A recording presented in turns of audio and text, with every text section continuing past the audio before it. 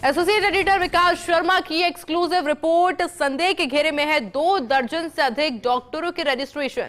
Rajasthan medical council में गड़बड़ झाले से जुड़ी इस वक्त की बड़ी खबर आपको बता रहे हैं, जहां 8 फर्जी चिकित्सकों के रजिस्ट्रेशन पहले ही निरस्त हो चुके हैं।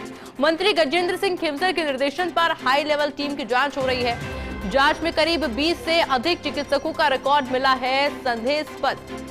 दूसरे राज्य की मेडिकल काउंसिल के ऑनलाइन डेटा से नहीं मिला कोई रिकॉर्ड। ऐसे में अब इन डिग्रियों की गहनता से पड़ताल के लिए दूसरे राज्य भेजी गई है टीम। चिकित्सा विभाग से कर्नाटक, महाराष्ट्र की काउंसिल में भेजी गई है टीम।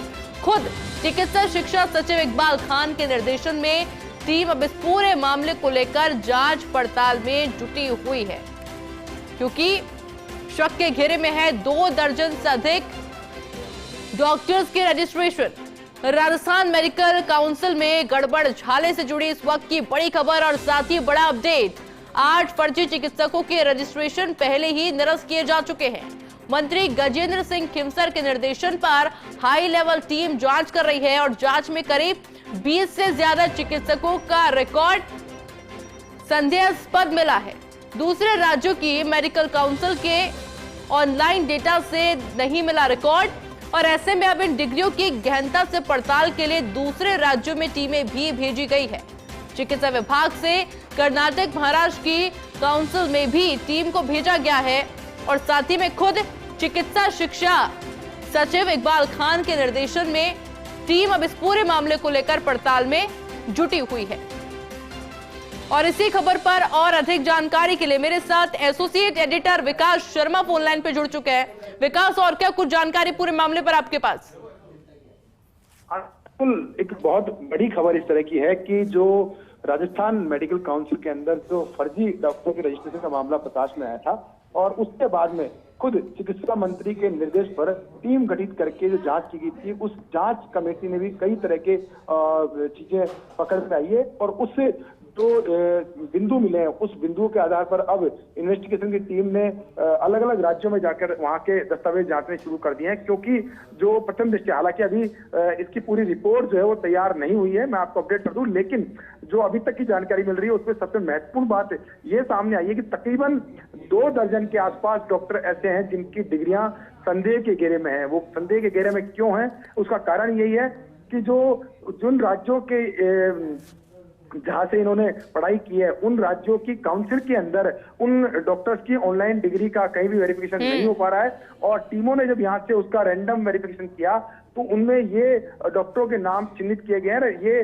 चिन्हित करने के बाद में हालांकि वर्बली जो कम्युनिकेशन हुआ है, फोन पे जो कम्युनिकेशन हुआ है, उसमें बताया जा रहा है कि कर्नाटक के अंदर जिन स्टूडेंट्स की डिग्री लगी है वहां से जो वेरिफिकेशन नहीं हो रहा है उसमें तो कुछ पॉजिटिव साइन मिल रहे हैं, लेकिन जो महाराष्ट्र के जो डॉक्टर हैं उनको लेकर अभी भी कोई स्पष्ट निर्देश जो वहां से नहीं मिले। तो ऐसे में अब राजस्थान से 2 टीमें बना करके महाराष्ट्र और कर्नाटक दोनों राज्यों में भेजी गई है और वहां से काउंसिल से उन डॉक्टरों की पूरी पड़ताल की जा रही है और उसकी पड़ताल के बाद में ही टीम अपनी विस्तृत रिपोर्ट देगी। लेकिन जो राजस्थान मेडिकल काउंसिल है, इसमें जिस तरह की गड़बड़ियां सामने आ रही है, जिस तरह की वित्तीय अनियमितताएं सामने आ रही है, वो सभी के लिए चिंता का विषय है। और निश्चित तौर पर अब जो जांच कमेटी जो अपनी रिपोर्ट देगी, और मुझे ऐसा लगता है, ये प्रतीत होता है कि ये जांच कमेटी अपनी रिपोर्ट के साथ ही एक महत्वपूर्ण अनुशंसा भी कर सकती है, जिसमें कि काउंसिल के कामकाज में सुधार और पारदर्शिता के लिए कोई अहम फैसले लेने के लिए सरकार को स्तर पर